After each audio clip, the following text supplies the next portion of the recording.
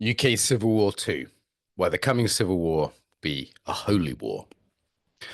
What's coming up in this video? So, some of the hidden philosophical roots of the Civil War that is unfortunately likely to kick off soon. The importance of faith for victory, and I'll say what I mean by that. Why the West, not just Britain, but the West generally, will fall unless it does something quite particular, and what the spiritual future of the West will be.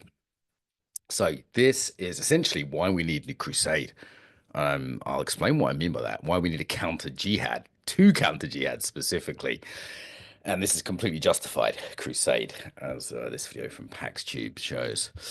A little bit about me: Irish, British background. I hold both passports. Background in martial arts, psychology. Worked in war zones all over the world in areas of conflict, civil conflict, and post-civil conflict. Started charity in Ukraine. Supervisor team there. Have done all kinds of work for charities, businesses. Even talked briefly on the House of Lords on this topic. So I know a little bit experientially, let's say, on civil war. This is going to be a long, deep dive. Get a cup of tea if you're American, get some snacks. If you're French, a bottle of wine. If you're, I don't know, 15 years old, the TikTok version will be available soon. Maybe I'll do a 10-minute version at some point. But this is long. It has to be. It's super philosophical, and there's some quite delicate topics here. So I want to be clear with them. So it's going to take some time. I would also say, though, if you're interested in the coming civil conflict, I'm going to be outlining the decisive factor as analyzed from other conflicts. So this is the important thing, even though it looks very abstract. I'm going to enrich the shit out of you. There's going to be 20 years of psychological knowledge put into this, really like a life's work, really, from multiple perspectives. I'd also recommend this podcast, David Betts. He's had done interviews.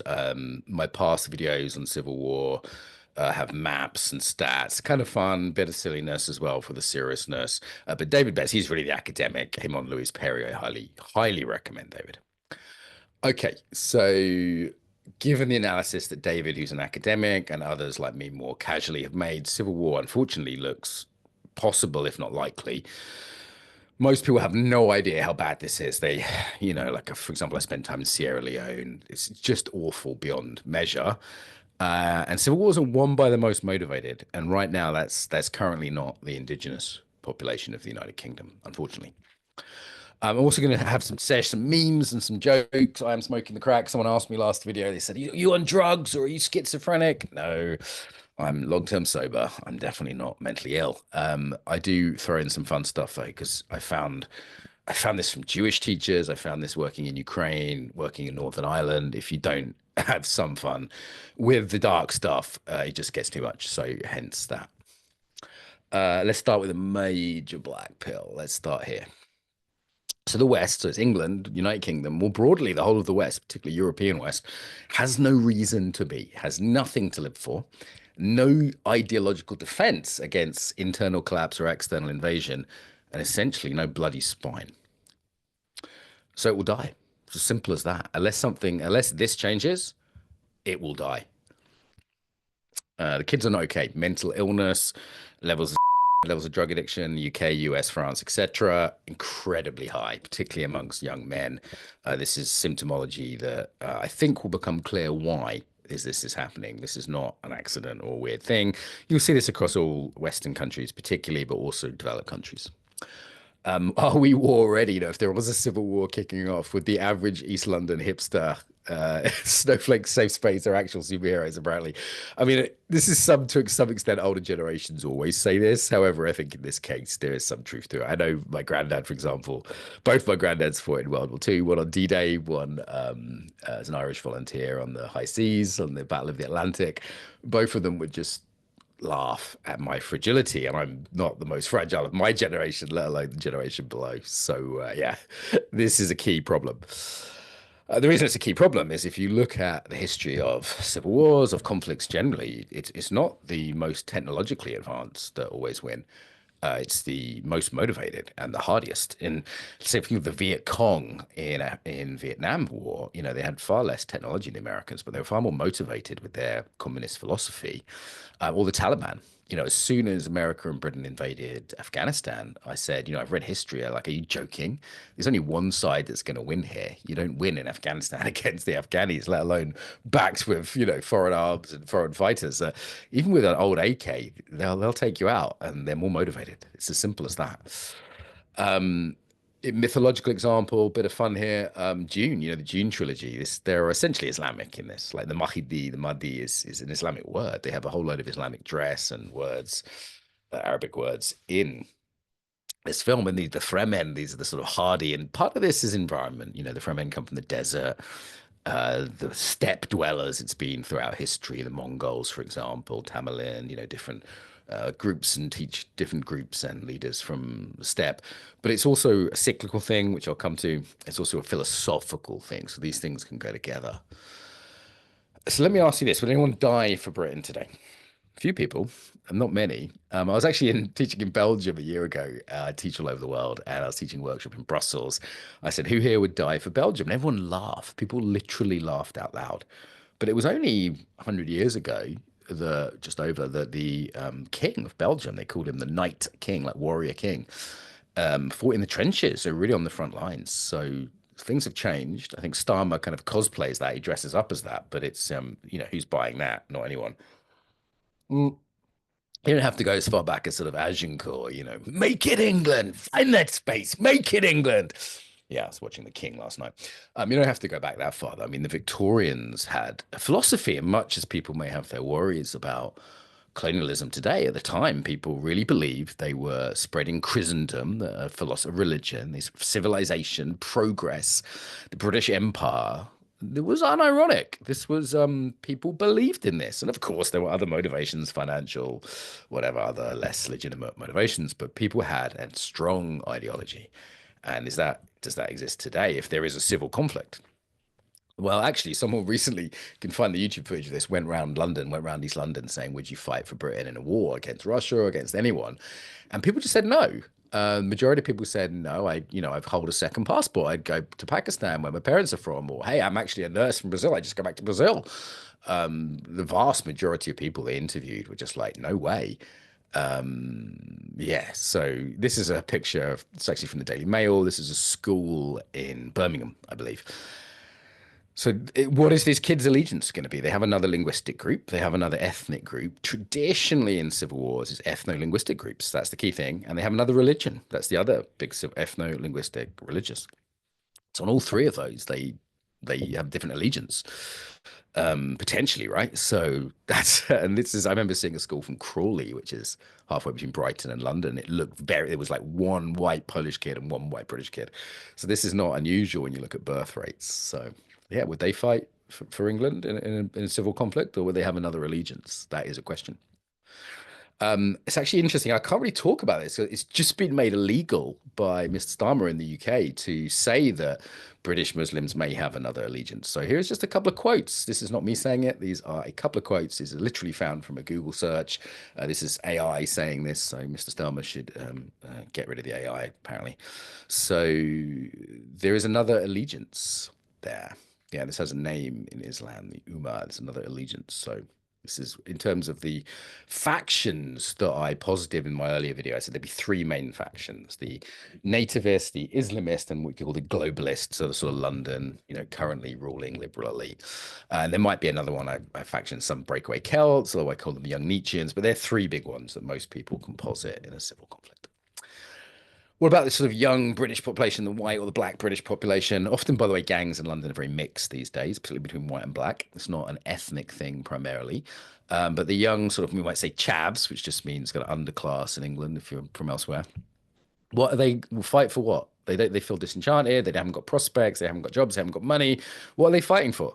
They don't believe in nationhood in the same way. They've been raised by liberal schooling, even if they're getting state schooling, it's very liberal. They've not been raised to salute the flag like in America.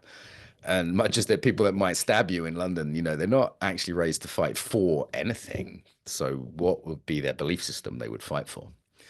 And like in terms of the middle classes rather than the working classes, this is the cereal cafe guys. I don't want to pick on them; they're a bit of fun. But what if we run out of oat milk on the front lines? How would that work if we couldn't get a soy latte, decaf, fair trade, organic cappuccino when we're fighting? let's be honest, much as they cosplay as men with tattoos and beards, it's dress up. It's this the appearance of manhood in the absence of manly virtue. Not these guys in particular, but more generally.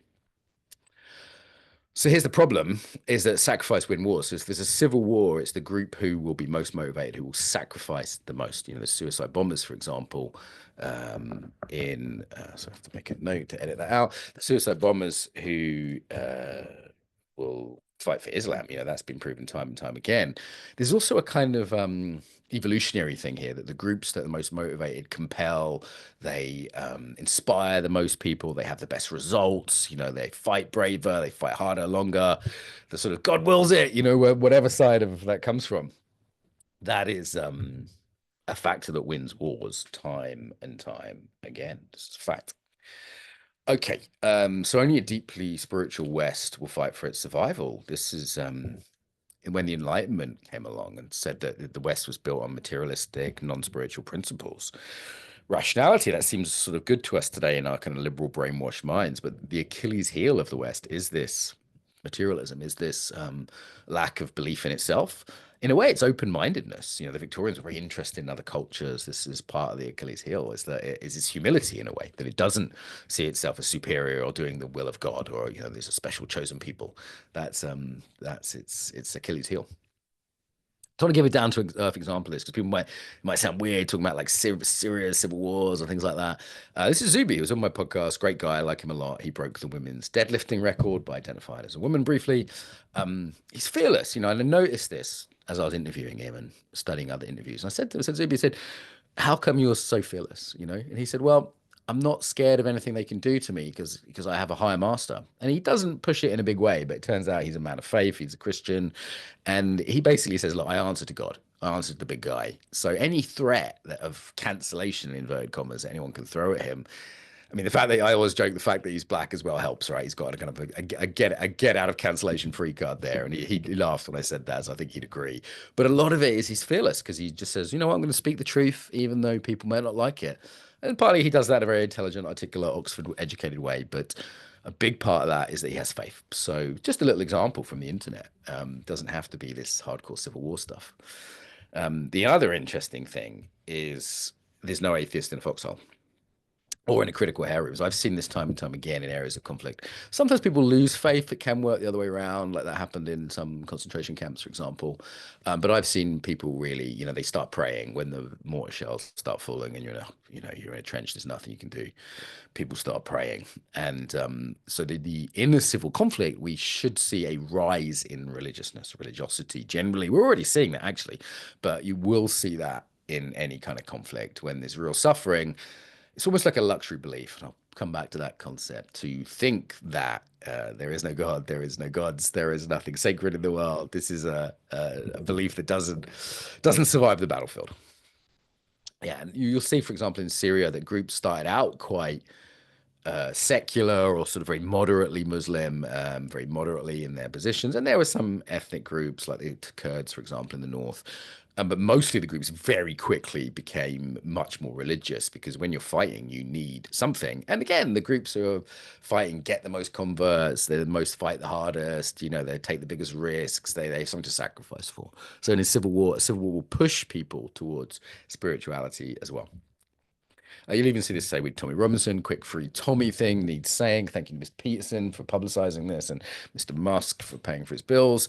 Yeah, he has in solitary confinement. One of the ways he gets out of solitary confinement, apparently, I'm told, is to go to Bible study. And it seems like that's giving him some spiritual nurturance in a difficult time. So, yeah, definitely in thoughts and prayers right now. And we can't tolerate political prisoners in this country. We should not tolerate that. Okay, so let's take a really big step back here. Let's take a step right back and go, what is wrong with the West on a spiritual level, if you will? Okay, this is the short answer. It's lost its soul, and because of that, it's balls, right? Because of the balls that are needed, the balls, the sense of courage, the thumos, the courage comes from this idea of having heart and soul, having something to live and die for. That's the short answer. Let's go really deep into that now. So something called the meaning crisis. This is John Vervaeke, 50 plus hours on YouTube. If you want to go there, I have watched them all and discussed them with a group. His book, part one, is out. Excellent work, a little bit academic for many people's tastes, but he, in quite a liberal way, actually kind of breaks down the meaning crisis and why we don't have meaning or less meaning in the West now. Basically, short answer, God-shaped hole. We lack the sort of the modernity has made God unfeasible. We'll come to Nietzsche later, but he was one of the first to say it. The basic lies of materialism are the world is only stuff. This will satisfy you, and this won't lead to disaster for society. These are the three big lies of materialism. And if there's materialism, then it's like, well, we don't believe in anything, nihilism. So you don't believe in anything, you try and cope with that with hedonism, which only ends up in addiction and despair. So people are deracinated, meaning ripped up from their roots, but they're also, because of this whole process, enfeebled. They're weakened. Hence the guys who won't fight for England and can't fight, won't fight, can't fight. They're agitated. They're just not at peace with themselves. So hence the mental illness and despairing. The anxiety and depression. So this is the situation we're in now. In all of modernity is the meaning of nihilism, not believing anything, narcoticism. So it's like we have to medicate ourselves. And I don't know anyone who actually, I spoke to a girl in a coffee shop just now. Just went and got a Coke in a coffee shop. And I said, how many of your friends are addicted to something? And she just eye rolled and went, God, at least 80%, whether it's vaping or energy drinks or more serious things. My Italian girlfriend was quite shocked when she saw a young person on ketamine at 4 p.m. on the afternoon one day outside the local library here in broad daylight. I was like, yeah, it's normal now in the UK. The drugs problems here are endemic. If I go past a group of kids, they're more likely than not to be smoking very strong weed, like not the weed I used to smoke, very strong weed, seriously druggy weed. And I live in a nice town. This is not the worst place where I live. And the other part here is the narcissism. Is if you don't have God at the center of the world, or spirit, if you prefer, you put yourself at the center of the world, which leads to narcissism. So again, why would you sacrifice in a war if you're the center of the universe? Yeah. So what we find, and I've found this in my own life through, I've been addicted to every drug. I've been essentially sex addicted, drug addicted. I've run a multi-million-pound company. I've tried this sort of wealth route, been a little bit famous in my own small, ridiculous way. Not Russell Brand's levels, but I get it. Like he found that it just wasn't satisfying. And even if he's still in his underpants in both these pictures, don't know why, he was drawn to Christianity. And you might say, hey, it's all cynical, it's a ploy because he doesn't want to go to jail or something. But, I think there's at least some sincerity there in him and many others. So if we don't have any religious life, we put ourselves at the center of the universe. That's a narcissism, right? Our ego. We're alienated from our own bodies, even, but other people too. We're not in contact with ourselves, our nature, or our societies. Where, do you know your neighbors' names even at this point? You're eco-regulated. You're not connected to the land, probably because it's polluted and destroyed as well, but also because you don't have that affinity of people and land, which has traditionally been part of, every indigenous culture. And you're nihilistic. So that's what I call the anti-culture. This is what we're living in now. We don't. It's the destruction of the village would be another way of saying it, not just literally, but metaphorically. We don't actually realize how bad it is, but it's been my job to study resilience and mental health for a long, long time in places like Ukraine, where you really need to understand what can go wrong. And I've come to the conclusion that we're in a pretty sorry fucking state, frankly. Yeah, so when people no longer believe in a system, because why would you believe in just hedonism, right? It's nothing to believe in. You have to have authoritarianism. Okay, and this is what we're seeing in the UK now. People getting arrested for memes. It's ridiculous. Old ladies being put in jail for a fucking X post and stuff. Absolutely ridiculous. We've lost all freedom of speech here. They can't allow freedom of speech. The liberal regime, I will call them a regime at this point. It's simply not possible for them because what they're saying doesn't make sense. They can't have people just talk about it freely, and they can't put their ideas into the marketplace of ideas freely. They're essentially what you find if you look at studies of civil war is that when areas are half dictatorial, that's when they're most likely to a civil war. So someone like Stalin, who had it like locked down, he just couldn't really have a civil war while he got it because the state apparatus was way too hardcore. In North Korea now, for example, in East Germany, etc., different places throughout history. But right now we have half of that. We have anocracy, apparently it's called. That's the risk point where it's no one believes in it, but it's not totally locked down either. So this is what is a situation in the UK, I would say increasingly. And there are external people who study this who have said, okay, UK is there's meters and numbers and stuff for this. All right, so this is a situation: nihilism, narcissism, fragility, hedonism, cultural disconnection. People, multiculturalism means no culture. I'll come back to that. Nature disconnection. If you're not from the land, why would you be connected for it? And disembodiment. This is the idea that we don't even want to feel our own bodies. We dissociate. It's just too much to feel. We numb ourselves to the ugliness and the meaninglessness of the world today. This has been one of my key areas. If you Google my name, you'll come up with a lot of stuff around disembodiment. And following disembodiment, I was like, why is everyone so numb? Why is everyone so dissociated? And then eventually I realized over 20 years that there was a much bigger picture here. So let's talk about this concept, domicide. First heard John Vervaeke say this. And yeah, key concept means death of home, the killing of home. So a home has been killed. So this goes right from the level of disembodiment, dissociation, that's your primary home, right up to the level of mass migration. So our home being, people have been allowed into our home in a way that is we didn't consent to it. No one ever consented to it. Yeah, this has destroyed the culture. Add to that the ugliness of modernity, the very literal pollution of our rivers, seas, countryside that has been allowed. When you no longer have a belief in the land as important as spiritual, there's a kind of pagan-y, kind of hippie argument here, and right down to just like our town centers being trashed by consumerism. So this is domicide. It would be the big word for this. Has other meanings, but this is the meaning in this context. You could also sort of say more generally that relationality is being destroyed. So Mary Harrington talks about this, the isolation of the modern individual away from the sort of Paleolithic group that we were, Dunbar's number of people that we've evolved for, and being surrounded by strangers. And it all looks very sexy and cool, Indian food or Notting Hill Carnival, which by the way is a great place to get stabbed or groped. We're supposed to kind of think this is an amazing thing, and it's just disgusting. And there's this feeling of, who are these people? I don't understand the language. I'm surrounded by people who hate what I love. And this is really objectification culture. Consumerism is about seeing yourself and other people and the planet itself as an object. Mary Harrington, on the right there with the cute puppy, speaks way more eloquently than I can about this. Some of this is historical. I've had to block out a name here because of YouTube, but the Second World War is the sort of founding mythos of liberal modernity. Everything goes back to that. You can see Starmer going back to that now with kind of Ukraine stuff. Mm. A lot of people underestimate the First World War. So in First World War, it was the first truly modern war. Some would say the American Civil War. Really, the First World was like mass slaughter. Industrialization came to the battlefield, and nationalism after that was very out of fashion. The idea that nation states and peoples, ethno-linguistic groups, nation states, a very natural, essentially extended family. That idea was taken way too far, particularly combined with industrial slaughter. Some people may have some views on who caused this and who sponsored this, but yeah, maybe in the chat I can't say them. But this was definitely a point where people got hyper vigilant about nationhood, and then again ethnicity. People became hyper vigilant about this after the mid 20th century Germans, who shall not be named. This is a kind of hyper vigilance we now have, particularly in the ruling kind of elites in London, think that anyone that has any relationship to ethno-linguistic groups, national groups, is a terrible, terrible mid 20th century German. It's just really getting silly at this point. Another way of looking at this, you still with me? There's a lot in there. There's a live study here. Historical cycles. So people like Ibn Khaldun, in case anyone thinks I'm anti-Arabic, he was one of the first to talk about this quite beautifully, actually. And then later, Oswald Spengler, that is the black and white guy, and more recently, people like Peter Turchin, theories of the fourth great turning and things like this.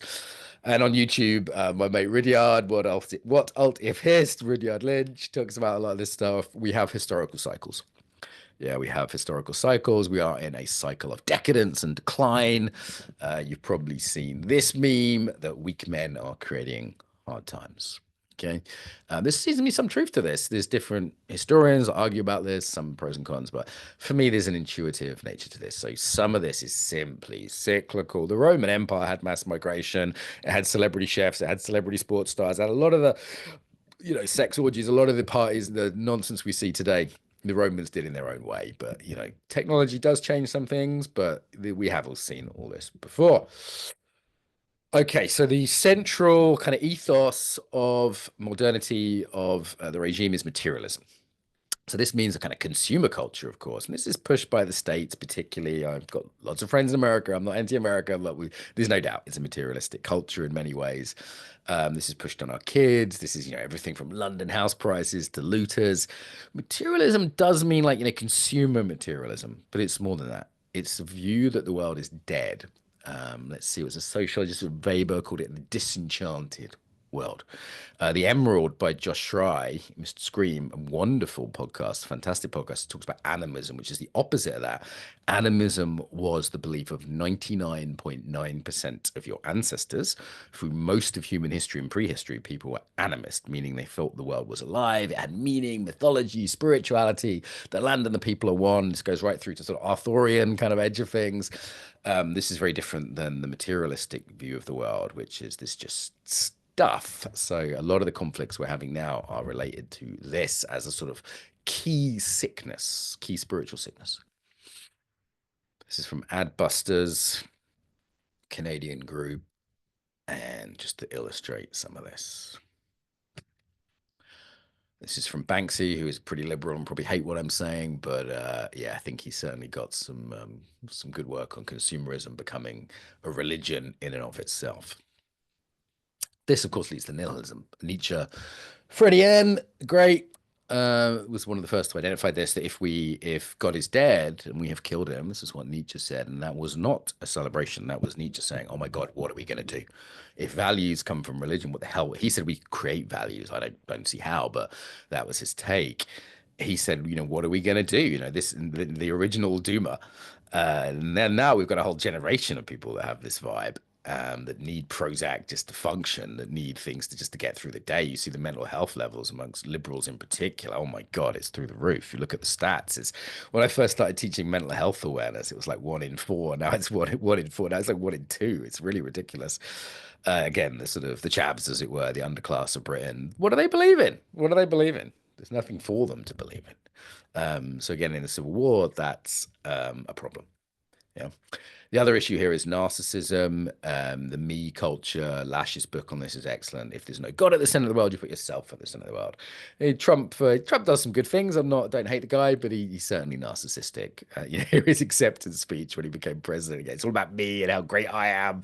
So yeah, this is the culture we're in. And again, why would you sacrifice in the Civil War if you're the most important thing in the world? Yeah. Okay.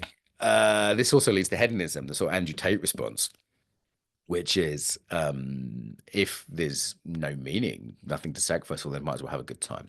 So again, why would you fight in a civil war if all you want is to have an easy life? You want a nice life. This is materialism through the senses. Okay, it's the same thing. Yeah, same thing. So disgusting influence. People like Tate, absolute abominations. There's some contradiction because of his Islam and other beliefs. Who he is as a real person, I'm not sure. Apparently, people that know him told me he was quite a nice guy when they knew him from kickboxing. But yeah, certainly the message he's spreading is poison to young men, and I think it's a very impotent message. Yeah. Consumer hedonism is the opposite of sanity. It's also lower birth rates are an issue here. That when a society, there's various reasons for this. Some people say it's economic. I don't believe that. Some people point to something called mouse utopia and talk about that. Cultures in decline that are overcrowded. I think one of the, certainly mass migration is a part of this. People feel threatened. But a key one for me is spiritual, is that people feel, why would I sacrifice? Kids aren't fun. Kids are hard work. Why would I do that if the meaning of life is hedonism, if that's all there is? And if I don't want, why would I reproduce my culture if it doesn't mean or believe in anything? This is a major problem. And this, of course, is why mass migration has to happen under the current economic models of continuous growth. Economic model of continuous growth requires mass migration if there's lower birth rates. So there's an economic necessity almost for this, which we have to question. We have to say, hey, economics aren't the most important thing. So if birth rates are going down, maybe that's, like a bad thing. Maybe we can try and fight that like the Hungarians are, mostly unsuccessfully because they're still in modernity. Yeah, but mass migration is not the answer to this because we believe in people and place. We believe in the people and the land are one. This also leaves us open to ideological procession. So if we're nihilistic, lots of kind of pseudo religions can come in. So that's Yuri Bezmenov, yeah, you'll find him on YouTube. Who talks about how the communists literally planned this. This was something that came through the long march of the institutions and ideologically subverting the West. And even if it wasn't a conspiracy, it just means we're open. So others like Jonathan Haidt have pointed out that woke is essentially a pseudo religion, and people get possessed by ideology because they're just looking for something. You see like the young kids, like the millennials, it's like they needed something to hang on to because life is hard, and they were told this is how you establish virtue. You change your pronouns and you put, change just black square to black, and you say Black Lives Matter. This is how you become a good person. That's because how do we otherwise in the West? What do we offer young people to say this is how you establish virtue? We have no system of that. So of course they were parasitized by these systems, and there's other systems after that. I'll come back to this one in a bit. Is woke a jihad? So this is this video is about we need to counter jihad. So one of the jihads being currently issued on the West is the woke one. I think in some ways this year or two ago this would have made even more sense. But what do I mean by jihad? Well, first of all, there's this idea that it's religious, that it has saved groups, sacred groups, it has priests, it has sacred language. There is a religious quality, or at least pseudo-religious quality to wokeism. There's no doubt about it. It's not really logical, right? To say men can be a woman can be a man. It's an item of faith. It's like when people do a land acknowledgement in Canada, it's an item of faith. Or when British people say Black Lives Matter and they protest, literally at the time, actually, scientists were pressured to say this is existential, this is life and death, this is more important than COVID. So we were told gathering in groups would kill you, but it's fine if you're protesting racism. Very strange that we're supposed to believe that. The Tavistock Clinic is having the shit suit out of it right now because they either mutilated just hundreds, if not thousands, of children, and that basically making them infertile. So I'd say that's where it's almost a genocide at that point. It's certainly a jihad against the young. And it justifies other kinds of violence. So our sort of third big faction after the nativish and the regime liberal faction, of course, are the Islamist faction. And their ideology may have some pieces which intersect with this. And then therefore, if we say, okay, white people are bad, they deserve to be punished, they've colonized the world, they're awful. Well, of course, we can then do bad things to them because they deserve it, right? All right. So both for the other jihad I'm going to mention, a potential jihad, I think you could make a claim that woke is a religion with a jihad, and a jihad that's ending fertility. Interestingly, if you look at the rainbow flag, right? As if first of all, the arrogance to try and improve on a rainbow, okay, literally refracted light, but what has everything got on there in common? Asexual, trans, gay, the whole, what they've got in common is they're non-reproductive. It's a death cult. It's an anti-reproductive cult. What reproductive straight white people are the only people not on that flag. What diversity means is not reproductive white people. That's all it means. Like, look at my logic here. This isn't some crazy right-wing belief. It's just logical. Look at the flag. What's not on there? What is on there? It's non-reproductive. That is it. I mean, you could say, oh, they can adopt or something, but they're non-reproductive groups. And the chemical push towards chemical castration and non-reproductivity, as well as a sort of mental health aspect that means that people aren't reproductive. By the way, if you're sane, religious, conservative, this is good news because we're having more kids. You'll also see this search for meaning and belonging in less extreme ways, like the millennials were big on Harry Potter, which is the Jesus story, by the way. It's Star Wars / Jesus reworked. Yeah, or just, less harmful things like football clubs. People have their affinities. It gets very tribal. It's a substitute tribe for the real tribe. Okay, the real tribe is the extended family. We could say the ethnic group. That's the substitute tribe. And because white people aren't allowed to have a tribe, again, since the Second World War, since the powers that be have said it's not allowed, they're looking for substitute tribes. So I'm not against football. My family are big Liverpool fans, and football's good entertainment, but it's not a substitute for a real tribe. There's no actual belief there. If you look at the players from Arsenal, they come from all over the world. What do they believe that Chelsea don't believe, right? There's no actual belief system there. It's a sort of fake system of belonging. So football fans don't get too upset with that. Okay, so this is the situation we're in. One more time. And beauty is another aspect of this. If you look at the uglification of the UK, if there's nothing means anything. If A culture isn't a expression of the transcendent if culture is simply a functional thing. This has been absolutely disgusting across Europe, across the UK particularly. That's Hove Town Hall. I used to live near there. Absolutely ghastly building. Never saw the old one, sadly. And if you were to ask what is the most beautiful building in your town, it will almost certainly be an old building, not one that's been built in the last, well, since World War II. Yeah. So this is part of the spiritual decay that we see physically. And why would you fight for ugliness? Also, what is the effect on the soul of that ugliness? This is aesthetics are a big deal. Yeah, the sort of social media, the companies are, I think, are implicit in this. Some of the things I was trying to Google for this were really hard to find. It was just clearly censored on Google. The crazy making nature of the technology, the books that are banned from Amazon. There's a whole side of this I'll come to in more detail. It's a Buddhist point of view. So in Buddhism, there's three psychological poisons. Mm. Aversion, which is fight or flight, grasping or tanha, which is clinging, and ignorance. These are the basis of our economic system. Yeah, this is how Facebook keeps you online. Facebook keeps you grasping, keeps you in aversive states because it's better for advertising, right? This is just a business model. This is literally the business model, particularly of online culture now. So this is the culture we're in. Again, if we think of a civil war, what's this going to do to people? It poisons people psycho spiritually. This leads to people thinking like they're living in a zombie apocalypse, being obsessed with superheroes who actually have some virility still. There's whole books by philosophers, by the way, written on zombies. I really like They Live as an old school movie. If you haven't seen it, give it a watch. And who's leading us? Like these are supposed to be our elites. I hate this word because why is David Cameron holding a pig? Google Getting Piggy with It by Cassette Boy, you'll find out.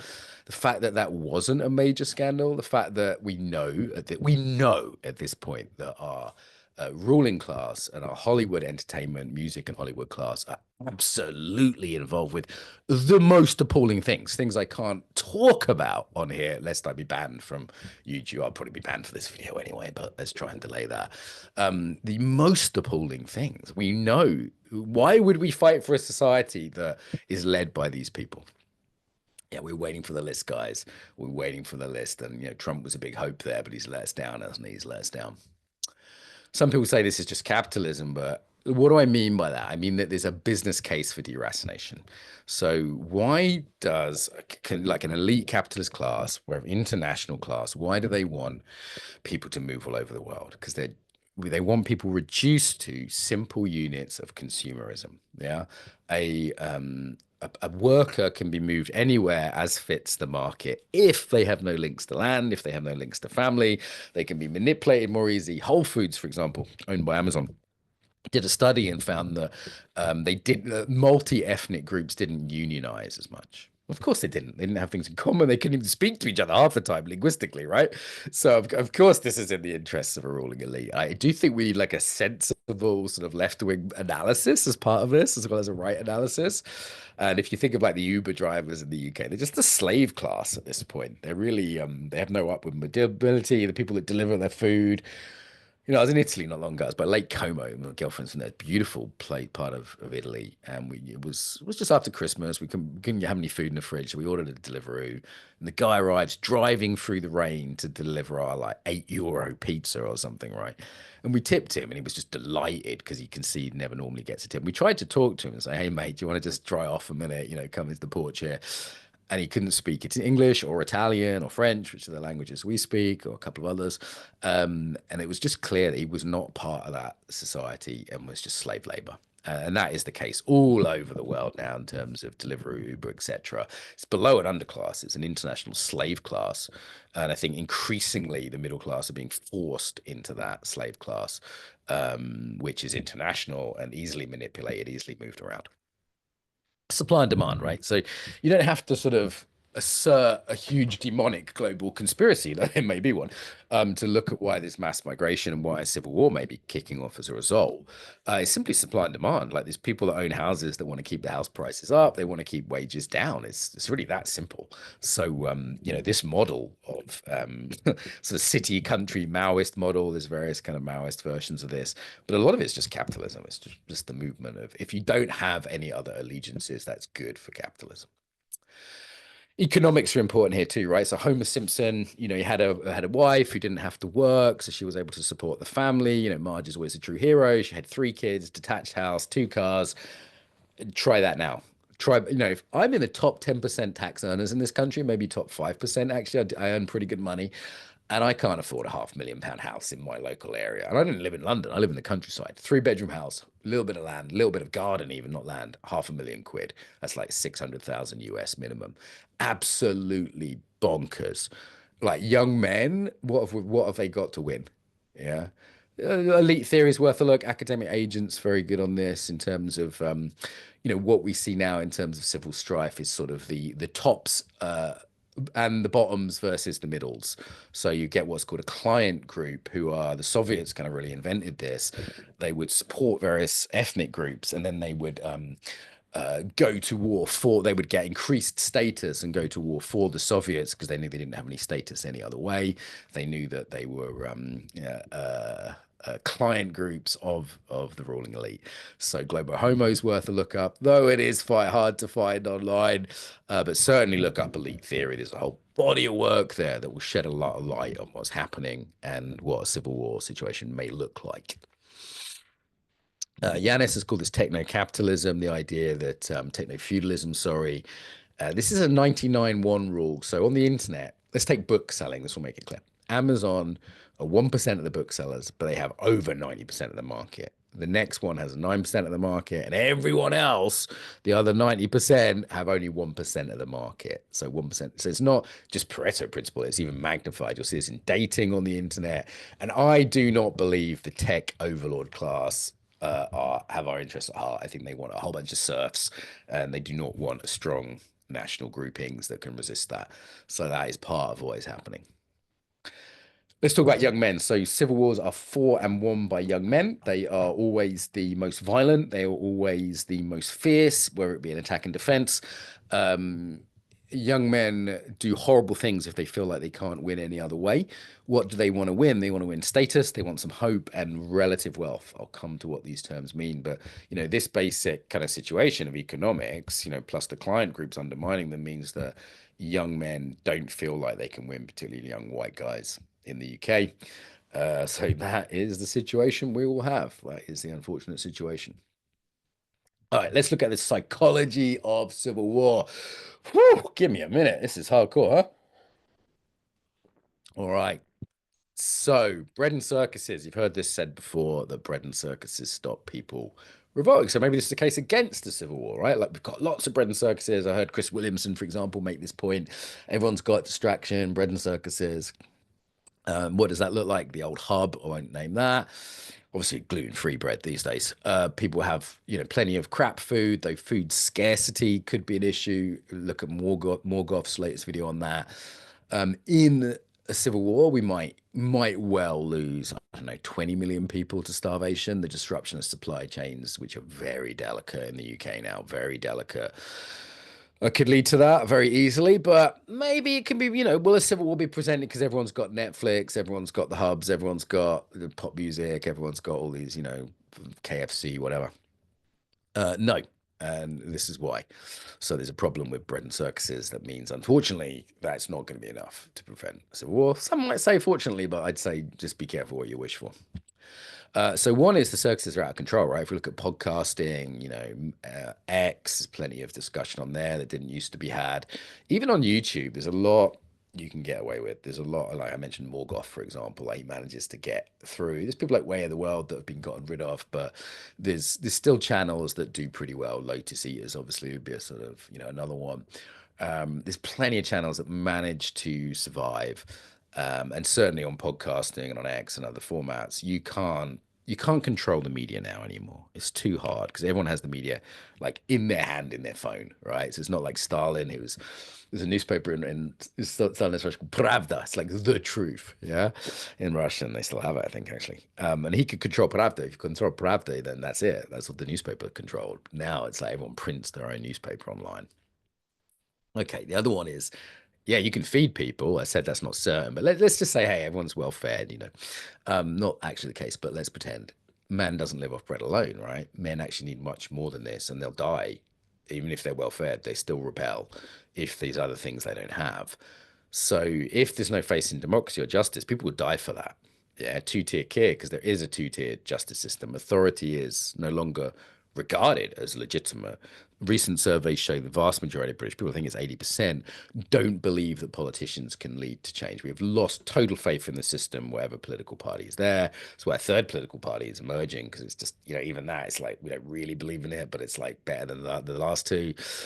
You'll see this across Europe. Illegitimate authority, two-tier justice. So that is very important to people, even if they're well fed and distracted. And there is a two-tier system. There has been for a while in the UK. It's what's called protected groups. So this idea of, no one's ever prosecuted for being racist against white people, for example. There are actually protected groups in the UK that are considered, these are things only apply to them. Right, only apply to them. And you'll see that play out in the workplace in terms of positive discrimination, etc. I mean, this is an old idea, but it's a return of an old idea, isn't everything? Big one is status. Okay, so Barbara Walter, who, as far as I can tell, is a horrible liberal, kind of anti-Trump liberal. Her book on how civil wars start, relatively learned. She talks about status in there, loss of status. Will Storr's excellent on this. Is a way bigger factor than most people think. People will literally die for status. Here's some terms you need to know. So ethnic status reversal, that is what has happened in the UK. That's a major factor in the psychology of civil wars. Relative deprivation, people have less than their dads and mums, people have less than other people elsewhere. So even if they're not absolutely deprived, absolute poverty, there's relative poverty. And there's a backlash effect when people lose status. So this is what's happening with the white British population. It's like man doesn't live off bread alone, but if you're comparing your bread, your shitty Asda bread that's like cheap brand to like nice Marks and Spencer bread, and you're being forced to give your bread to foreign pigeons, then yes, you might object, even if you still have some bread yourself. There's always hope. The doomer, young people don't have hope for the future. They don't, this idea of progress, that the world's getting better. Like, I believe that in the 90s, it's like racism was ending and environmentalism was coming on and the Cold War was ending. It was like, yeah, there was hope, there was a real sense of hope. The boomers were like, yay, we won. Gen X were like, there was still hope. And now I don't hear that. I definitely don't see that in the embodiment of young people. I don't see that in the words of young people, the music of young people. People need hope. They need something to live for. Getting opportunities. The RAF was in trouble because even the military, which has traditionally been where like poor white guys would go, was not employing the right people. The corporate world is ridiculous for this. It's absolutely absurd. It's just racism. I mean, even in my own little world, right? So I run conferences around mindfulness, embodiment, trauma. That's kind of psychology. That's been my world for the last 20 years. And massive discrimination. I ran, I think it was the biggest Zoom event ever at that point, 500,000 people, this conference. And people tried to cancel me because we didn't have enough black people at the conference, even though we had loads. And we really made an effort to find some of the best black speakers, people like, I don't know, Bayo Akamalafe or Kathleen Booker, who are both excellent friends of mine. And we really made an effort, and people still wasn't enough, right? People hated the fact that I wasn't woke. The activist type got involved. And eventually I said, you know what, enough bullshit, no positive discrimination. Let's just get the best people. Let's make this a pure meritocracy. And that is absolutely not the case in my industry. You will see, for example, there'll be a summit and there'll be like the top 2 trauma teachers in the world, and then like 2 random young black girls who have just been dragged on the stage. And it's like, they shouldn't be there. They're like 20 years less experience than the others. So yeah, this basic racist positive discrimination is pissing people off. I think people have had enough of it. I hate the fact that when I see a black speaker on a conference now, I'm like, are they actually any good, or are they there because they're a black guy in a wheelchair or whatever it is? I hate that. I hate that I have that questioning in my mind. Respect, young men don't feel respected. And again, people die for respect. Yeah, like literally, when you hear like gangs, like kind of honor cultures, it's all they talk about. And men have been belittled, made to look like Homer Simpson, told we're all toxic. Every advert, the guy's either stupid or lazy, or Star Wars re-rip men from virile to either stupid, bad, or in some way ridiculous. You can say things like men are stupid. I mean, I remember I was at a dance thing once, right? I dance, part of my hobbies. And I went to this dance place in London, dance school called Siobhan Davis. I don't know what it's like now, but back then it was run by feminists. And there was a girl dancing. And bear in mind, there's like 50 people there, one old guy, one gay guy, and me, 3 men, 50 women. And this girl had a t-shirt that said, replace all men with machines. And I went, that's pretty unpleasant. So I talked to her about it very evenly, but in front of people, and there was multiple complaints, women saying they were upset, being cry bullies, weaponized that. I got banned from the place. And then they investigated it. And eventually I got told I could come back, but I was like, I've done nothing wrong here. It's just a tiny example. There's way more important examples in life, but tiny example of the sort of discrimination that men are just done with. And that's in my little weird gay world. And, there are much more important ones like the RAF, for example. The other one is just rage, If we look at the gangs, again, I have to call them the gangs because of YouTube. You know what gangs I mean. The official number is 18,700 British girls, horribly, horribly treated in ways that are just disgusting. The unofficial number could be as high as 250,000 is one estimate. The stabbings, like these girls at the Taylor Swift dance party or the Ariana Grande concert, people who were blown up for celebrating a pop concert. We're getting tired of being lied to. We're getting tired of seeing, oh, here's the attacker and it's totally not religiously motivated. And here's a picture of them as a 14-year-old, even though they're 18. Everyone's started to see through that now, and the rage is coming through. And I think it takes one more of these kind of incidents, and the rage is going to be like people wouldn't believe. Like, this is part of the psychology. People often don't realize this. When you look at civil wars, there's often a long run up, right? Lots, like you saw this in Tunisia, you saw this in Algeria.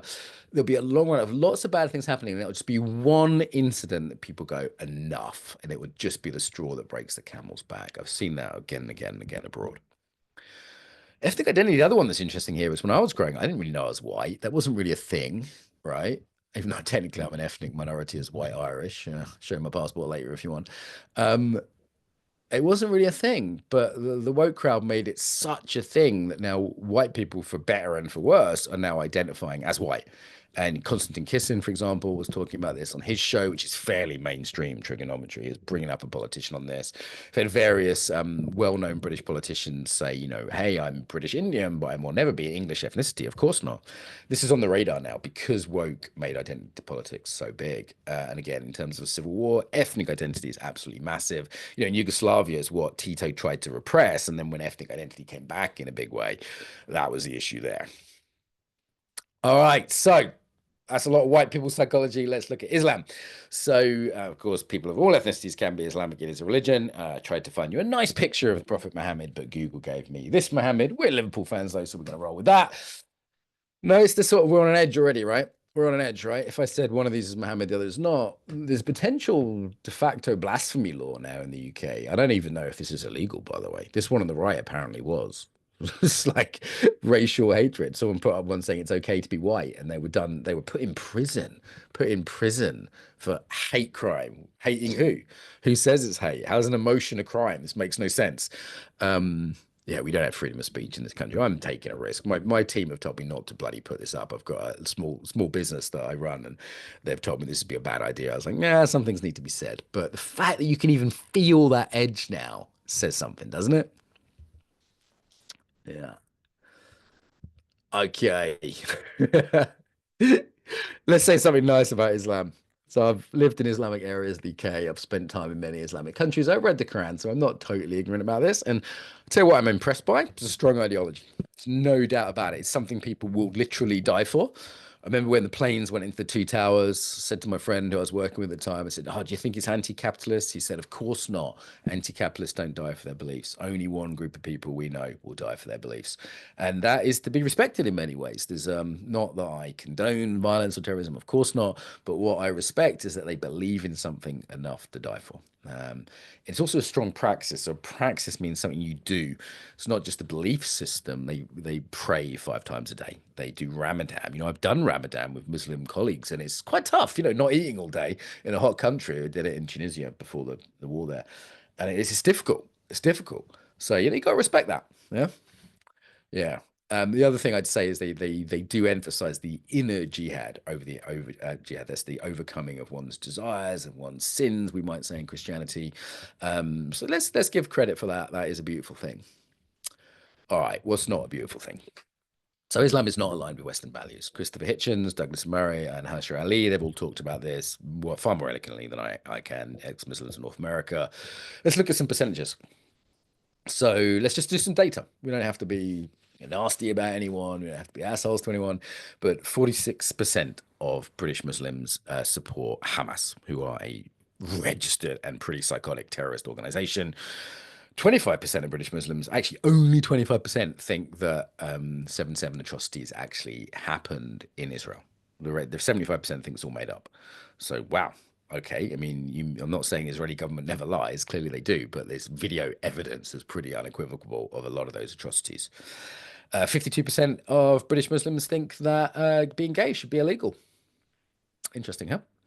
Yeah, 80%. I'll let you Google that one. What 80% of British Muslims believe? But there's some percentages that you can look up. Just look at the data. The beliefs do not align with Western values, whether they be liberal or conservative. And for some reason, people don't acknowledge that, you know. Different values, it sounds okay, right? Like, oh, you have different values, but it means someone loves what you hate and hates what you love. That is a recipe for a civil war. I don't see how people can live together who hate what other people love. It doesn't make sense. Is when you try and see the sort of the two factions trying to get on, you know, the client group and the liberal regime, you know, it's chickens for KFC. It doesn't actually make any sense. One comedian said that if the Queers for Palestine really believed that, they should go to Gaza and their pronouns would be wars were pretty fucking quick. Yeah. The interesting thing, though, is something is sacred in all cultures. So, you know, for the regime, the sacred might be Martin Luther King, or it might be George Floyd, or it might be pronouns, or not dead naming someone. They've got all these new sins. That's always very suspicious to me, new sins, because there's no new sins. But all cultures have something sacred. You know, in Islam, it's very clear what's sacred in Islam. It's what people will sacrifice for, right? And in Islam, people, there's something they will sacrifice for. So there's a strong ideological base there that's been proven time and time again. What do British people sacrifice for? Well, you know, was sacred to us. We might say simple things like queuing. This is orderliness, civility, not playing your fucking music on the train super loud. The Japanese share this one. They talk about the wa, the harmony. I was in Japan during an emergency actually, and there was people were very polite even in an emergency. It's British people have a sense of the sacred just in sort of harmony. The British village is a sense of beauty and sacredness there that's very implicit. It's very implicit. And you will see the people that hate the West just shit on it by attacking deliberately sacred spaces, or people, again, rightly or wrongly, considered kind of sacred symbols like Churchill, right? Like attacking those symbols. Then they're not accidental. Douglas Murray has pointed this out. Yeah, so multicultural even means no culture, or it means jihad, right? It even means there's no culture at all because that's, you know, it's just one big mall, one big supermarket, or it means culture's at war. We all have something we believe in. We all have something that's sacred to us, and we all enforce our values, right? Like if you were, I don't know, trying to hurt an animal, British culture doesn't like cruelty to animals. If I see you trying to hurt an animal, I will physically stop you. Yeah, I will enforce my values on you. And even the most liberal people, when it actually comes down to it, they enforce their values. You have to send people to jail for something. You have to make a stand for certain things. If nothing else, you put your money behind certain things. And people will use physical force for their values. And whether it's putting someone in jail for a meme, putting in someone in jail because, I don't know, they had multiple wives, putting someone in jail because they don't believe in the Quran, putting someone in jail for whatever reason. They protested South African cricket, like my dad. They didn't protest South African cricket, whatever. So what's sacred? When there's no culture, well, no culture is just like, you know, the bland barrack houses of England as opposed to the village, the lack of culture. I remember hearing an American soldier, an interview with him on YouTube saying, oh yeah, I went to Iraq and it wasn't that bad because they had Wendy's and Starbucks and Burger King. Oh, is that your culture? You know, is that it? Corporate America? I mean, it's got to be something deeper than that. You know, if I look at a corporate shopping center or the center of a town in England, there doesn't seem to be much sacredness left there. Like, is that worth fighting for? The American Dream Mall? I think not. And here's what no one wants to say, right? If people are hurting your children, maybe they hate you. Maybe they hate you and what you stand for. I'll let that sink in. It's not subtle, is it? It's like how is this not obvious to people?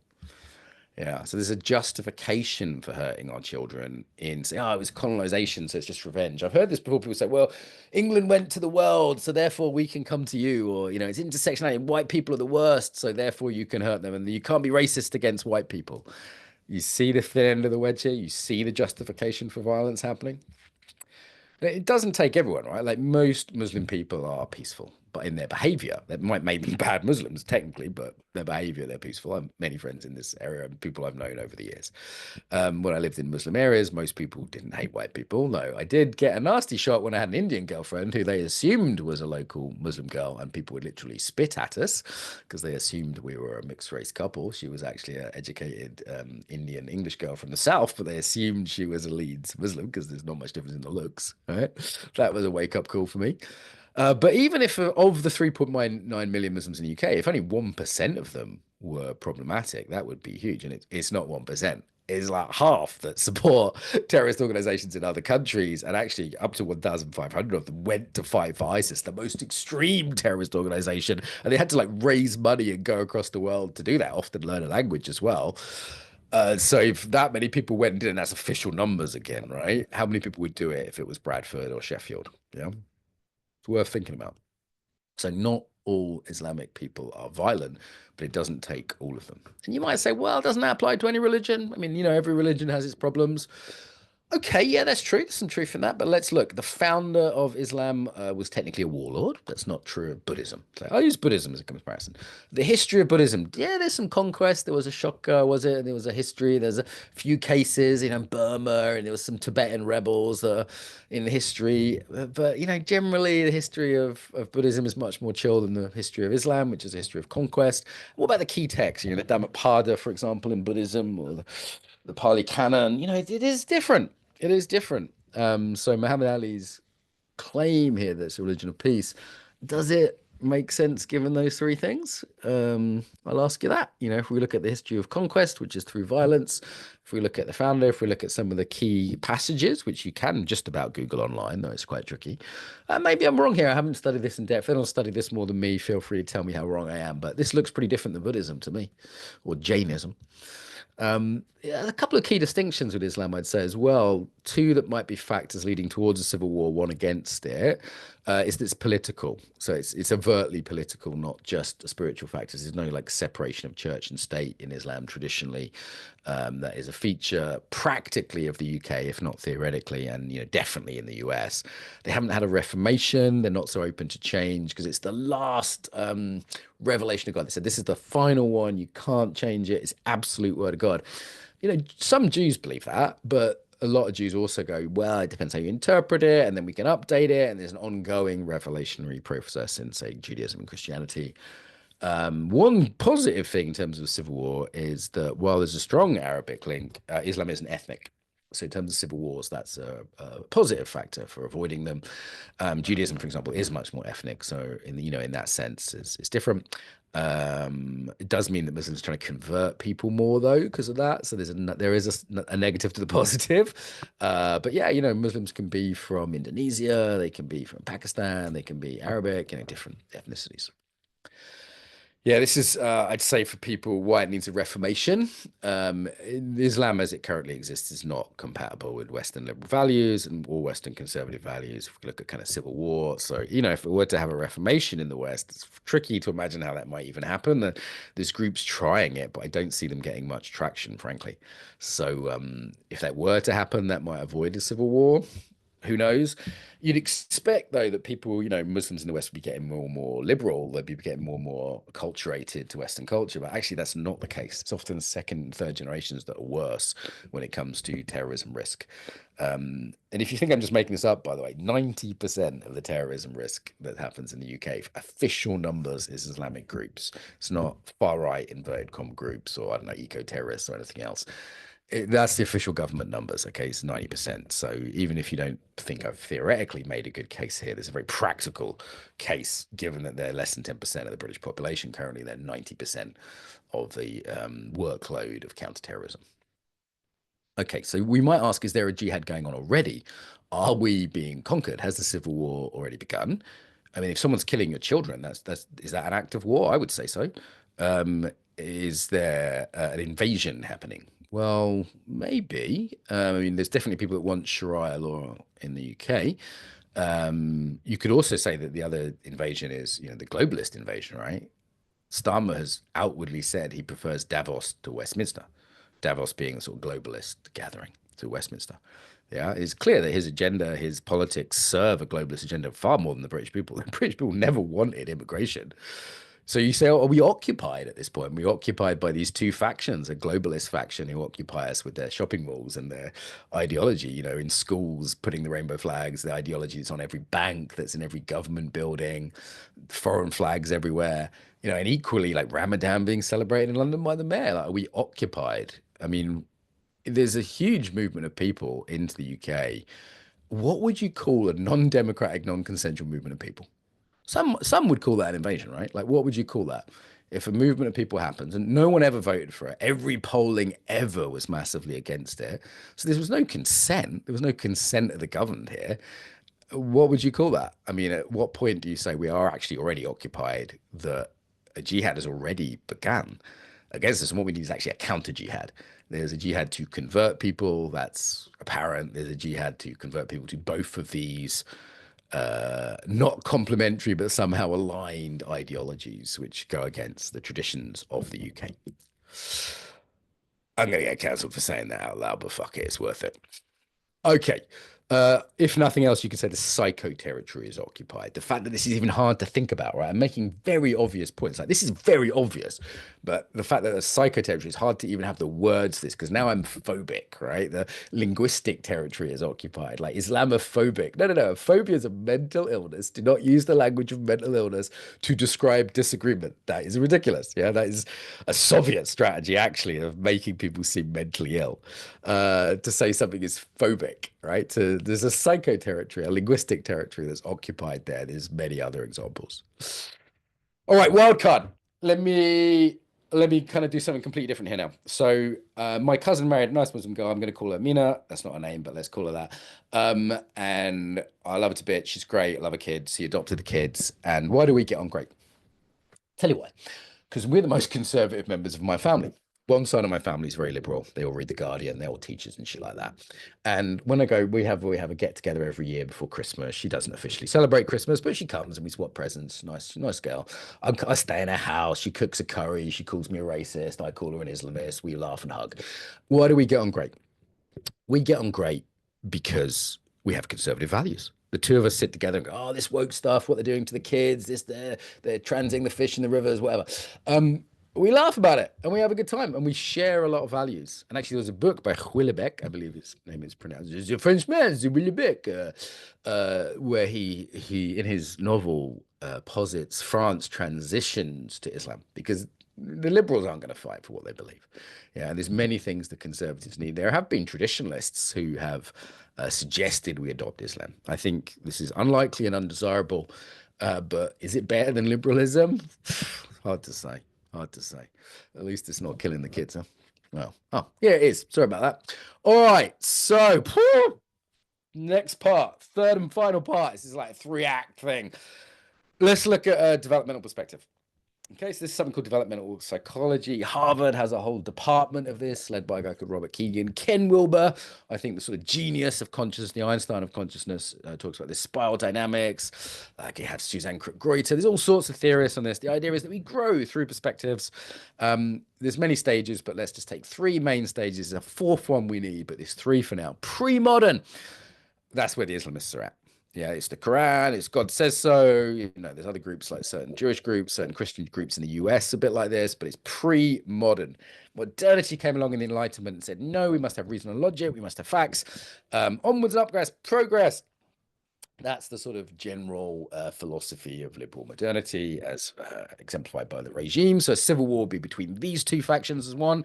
The second faction has also become postmodern. They've become very confused, very subjectively orientated less towards facts, more towards feelings.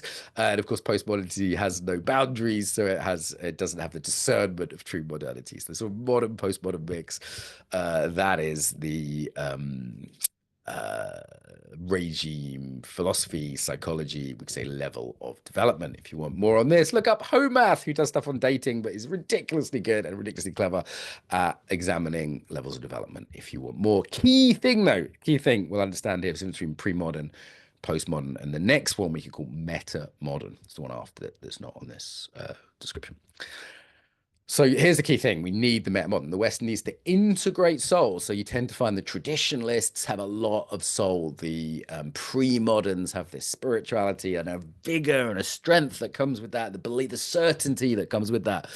How do we integrate rationality? So Nietzsche talked about this. Mr. Peterson, of course, is trying to understand this. I think not quite working, but he's doing his best. God love him. He's helped a lot of young men, so we should give him some respect. And yeah, trying to integrate rationality into modernity. So how do we integrate rationality and spirituality? That is the key thing.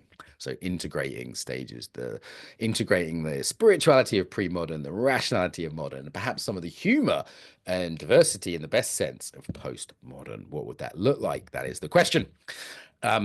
In our postmodern world, in our world, we've lost trust. We no longer believe in rationality. We no longer believe in progress. We think all news is fake.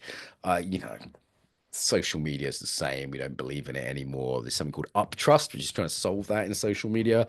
Google, I spoke to my friend at Google. I said, mate, I said, Tom, let's call him Tom. Let's not call him Tom. Let's call him something else because Tom's his name. I said, mate, do you remember when you used to show us what we wanted and not what you wanted? And he laughed and he didn't respond. But I think we both knew that it's like, okay, we're not getting shown what we want. Who controls the algorithm controls the world. Integral theory has something called a pre-trans fallacy. Trans here doesn't refer to transsexual, it means after. So it's the fallacy of thinking pre-modern is the same as postmodern or even metamodern, because they're both non-modern, right? This is why Islam and postmodernists can get on, because they're both non-modern. So what does this mean in place? It means that people get really confused. They think, well, there's got to be more to life than science and rationality. There's got to be some sort of spirit. So they get into cults and they get really superstitious. And, you know, some of my yoga friends are just, they believe ridiculous nonsense. And they're trying to replace, you know, they're trying to add some spirituality. So do some yoga, but they don't quite know what they're doing. So they do it in a really modernist, competitive way where they just try and get really stretchy. You know, all they join hardcore coats. They sort of try and import something from the East because the West has lost its spirituality. And it might be like bullshit like Deepak Chopra, or it might be something a bit more authentic like the Dalai Lama, but it's still foreign, so it doesn't quite fit. It might sort of have a bit of a cargo cult democracy kind of level. I mentioned Jonathan Haidt earlier, talks about woke as a religion, that's a sort of substitute faith because people need God. There's a God-shaped hole. It's like you have to worship something. Cleverer men than me have pointed out. You have to. So there's this desperate need, and people are confusing the pre-modern with what might actually integrate rationality. So it's very confused. I've been in this world of yoga, meditation, conscious dance. It's well-meaning, but it's so confused, so confused. Yoga shit. Why is yoga shit? I mean, I love a stretch. I love to relax. I go to yoga. I meditate regularly, but there's no real community around it nearly always. You know, like, can you get married or can you have a funeral in a yoga studio? No, there's no real ritual there. No one's really committed. You just pay your 10, 15 pounds or whatever, then you do your class. What are the real values of it? It's just hedonism by other means, right? It's just status by other means. It's bullshit. It's commercial. It does not actually satisfy. Does the Church of England satisfy? So, you know, if we need a religion, we need something to motivate us. So, you know, those of us who are nativists in this civil war, you know, no, I walked in my local church. It's a beautiful building. I love the sense of spirit and tradition there. That people for hundreds of years have gone into that church. And the first thing I saw was a bloody rainbow flag when I walked in. I'm not joking. There are people who are kind of harking back to tradition who might save us from this, but honestly, what's the tradition? What's their praxis? Like low singing in a lame voice, you know, how does that compete with Islam to motivate people, to give us balls and spine? It's just fucking old people there. So I don't think the Church of England's going to save us. I'm sorry. What about spiritually sort of going back then, going to Catholic roots? I'm from a Catholic family. My girlfriend's Italian. That has a certain appeal. Maybe, but it's pretty corrupt, right? It's pretty corrupt, particularly some of the scandals that have gone down. What about orthodoxy? I've got some good Orthodox friends. They're really good people. That's quite fashionable amongst some Hollywood people. There's a British writer there on screen who's converted. Some people hold Putin up as this big Orthodox hero. He's not. He's a KGB nasty psychopath piece of work out for himself. Don't be fooled, guys. The Orthodox Church in Russia is massively corrupt. As someone who spent a lot of time in Russia, suka bled, it is corrupt as fuck. So, you know, maybe Orthodoxy could be a way forward, but it's pre-modern, right? If I go to a Catholic church and they told me I have to believe in the virgin birth, not just sort of in a Petersonian, Jungian way, but I have to believe in it, I'm like, but it doesn't really make sense. Did Moses part the Red Sea? I don't think so, you know? It's hard for me to, we're moderns. I can't just get rid of that. And, you know, Jungian archetypal story, it doesn't quite cut it, does it? Yeah, by the way, if you are interested in Catholicism, you can look up Pilgrim's Path, great YouTube channel. It's one where he's comparing 40K and Star Wars to Catholicism, or a little bit more learned and dry, Historica Ecclesiastica, their work on how psychology has been corrupted by liberalism. Their Catholic anthropology work is fantastic. So shout out to those guys. Some good Orthodox people, of course, on YouTube as well. Some people that have really inspired a lot of people. So, you know, God love them. Good luck to them. God bless. Yeah, and we'll see this in, I'll skip that one. There's an element of cosplay to me in this. It's like people trying to go back to traditionalism. Cosplay is like dressing up as characters, right? Like dressing up as a knight, even though you're an accountant. Dressing up in putting a British street in bunting as if it were 1950, even though no one believes in Britain anymore. Yeah, literally, this was available on Amazon. Dressing up as a priest, dressing up as a Catholic. That's what it would feel like to me. Much as I love my Catholic friends, shout out to some of those, you know who you are, and shout out, you know, beautiful spaces. And I go to in Italy and Slovenia, really beautiful places. Another option is paganism. It's very British, right? It's in the land here. It's not. I'm in the West Country. I'm by Stonehenge, right? You see these chalk guys on the trees. A lot of pagan traditions and villages. We had a harvest festival. We had a May Day festival with a maypole in a village I grew up in. This is part of the tradition, you know. And you see how it gives strength to people like Azov. People often think they're mid 20th century Germans, but actually most of their symbolism, mythicism comes from paganism. You can look up Olena Semenenka, hard to Google, but you will find some things about her. She's a philosopher, you know, really like pagan influenced, and you'll see this emerging in different ways. We certainly need to incorporate at least the pagan layer, I would say. And, you know, it's in the British soul, right? Like, what would you fight for in England? Well, how about the British countryside? You know, Wordsworth, Keats, the beautiful village, the garden of England, you know, the wilds of England, the Peak District, the Lake District. We love that shit. That is sacred to us. So that is something worth fighting for. I just saw the Homeland Party got rid of some graffiti on a beautiful countryside site in the north of England, and that really inspired a lot of people. Homeland Party, like a British nationalist party. Traditionalism. This, I think, is probably our best solution if we can make it work. So, traditionalism doesn't just mean being old fashioned like the 50s. It actually means going back to pre-history, medieval times at the very least. Various philosophers of this. The king has been influenced by some of these. Julius Evola from Italy was one. Alexander Dugin, much as I hate his sort of foreign policy stuff and stance on Ukraine because of my affiliations and connections there, he does do some good philosophy. And it's very strange. He's been banned from Amazon, for example, and hard to find on YouTube. I interviewed Michael Milliman, who's one of his translators, who's very good out of Canada. Richard IV is my favorite YouTuber, very down-to-earth British guy, talks about the role of traditionalism. And of course, Carl Benjamin, you know, our Lotus Eaters friends, they are essentially traditionalist as far as I can tell in their ethos and philosophies, doing some good work there. If you imagine sort of, I think Richard talks about this as like hippie fascists, right? Not literally fascist, everyone calm down, but the idea of a spiritual center of the world, that there's more to life than materialism. There's a spiritual hierarchy, a spiritual order. The transcendent is what we should serve rather than be led by a sort of merchant caste of people. We should have a warrior or a priest caste leading us. The idea that the traditions of this country are spiritual, that there's something in them that's really worth preserving. I think a sort of strong British traditionalism with a mystical core could do very well. That is, I think, my best bet for the what a sort of spiritual center, as long as it's not regressive, this pre-trans fallacy. So as long as it's not just pre-modern entirely, but there's some sense of transcending modernity rather than just pretending we live in the Middle Ages, which is just silly. All right, so the future could be regressive, and the libs are always having a fantasy about this. They've got this weird sex fantasy about this of I forget the name of that terrible series of sort of feminist porn. You know, ISIS are regressive. There's no doubt about it. Yeah, we could be the Islamic faction in the civil war are likely to be regressive. That will happen. The caliphate of Leeds, Bradford. Yeah, this is what the libs fear, but we can be actually progressive in a true sense of the word, or integral, sort of incorporating these four value sets. So if we go back, these four value sets. So metamodern, yeah, or something's called integral, combines the spirituality of pre-modern, the rationality and technology of modern, and the diversity in the best sense, and I think humor of postmodern. So what would that look like? Let's find out. Jonathan Peugeot has his ideas from an Orthodox background that I think are pretty fucking cool. Anglo-futurism would be another one. Shout out to my friend Ben from the Anglo-futurists. Christianity 3.0, I think, is probably more likely. It might incorporate some pagan elements. I don't think I think it'd be much more than the Petersonian type. It will have to have a strong praxis, for example. I think it's hard to predict what this is like. It probably will stem from maybe a guru figure, certainly not fucking me, who a wise, if there is can be a wise charismatic person that will flavor it quite strongly.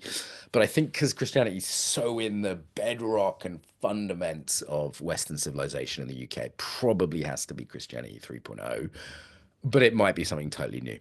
It might be a cult we can't imagine. It might be an AI cult. There's all sorts of possibilities. And anyone who tries to predict the Civil War loses because you just can't predict it. So this is the crusade we need. This is the crusade we need. We need a crusade, a spiritual movement towards the integral, towards British traditionalism. We need something to live and die for again. You see this urge in people to crusade. It's kind of in football fans in a silly way, but it's more than that. Can we return? This all sounds very philosophical, high and mighty, a bit abstract. Let me make it simple. Let me make it simple. Returning to the classic values of Western civilization. We could add freedom to this, for example, but certainly goodness. Yeah, to say that not just, oh, that's your opinion, man, but there is such a thing as goodness. Truth, the truth, not my truth. There is such a thing as truth, not postmodern nonsense. And beauty, that beauty, whether it's in women or architecture or the British countryside, is worth fighting for. These are some things I think are worth fighting for. It's hard. Like life would be another one, right? How can you not be for life? Like I see the death cult of fucking ISIS. I see the death cult of post-modernity and globalism. It's like, let's fight for life. The Christians are pro-life. The pagans are pro-life. The Buddhists are pro-life. In the bigger sense of the word, can we be for life as opposed to for death? That will end the birth rate crisis. Yeah. So I think there are some models that can be helpful for this. I spent my life developing them. In Ukraine, I support a team there under very difficult conditions, people who are being hunted by drones, people who are on the front lines, working with soldiers on the front lines, people working in Bucha. If you want nightmares, Google what happened there. It did happen there. It's not the media making it up. I've heard too many reports. So under the most difficult conditions in the world, people need this. They need to put theoregulation at the heart. That means spirit, meaning. There's different words for that.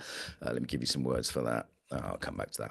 So we need some sense of meaning or purpose, higher power, inner power. They call it in 12 step. Again, in addiction recovery, you have to have this stuff, right? It's just got to the point where everyone needs it now. In a civil conflict, this is what will win. Okay, any group that has this will win. You need self-regulatory practices. That could be prayer, like the Muslims. It could be meditation. It could be the gym. You need community. You need a strong sense of community and belonging. The Muslims have this, so the British better have this. A connection to land. See, the imports do not have this. Yeah, a strong sense of eco-regulation and a sense of divinity throughout. Okay, so 4 types of regulation. This is what keeps us sane. Any civil war faction that has this will win. You need these for sanity, for robustness, for vigor, for motivation. Again, I've given my life to studying this. If you're like the average British right-wing guy going, what the fuck's he on about? It's like there's this stuff, this technologies you need to know about if you want to win. Okay, so any British resistance, I say, resistance again, is that a fair word? Given there's a potential occupation, a potential double jihad already happening. Maybe it is. Maybe it is. Maybe people need to use that word seriously. I couldn't possibly encourage that. And I'm certainly not encouraging any illegal behavior. So the 4 bridges. So this is what we need again. It's another way of saying it. We need embodied practice. We need community. We need nature reconnection. And by God, we need some kind of spirituality if we're going to go up against Islam, if we're going to go up against the powers that be.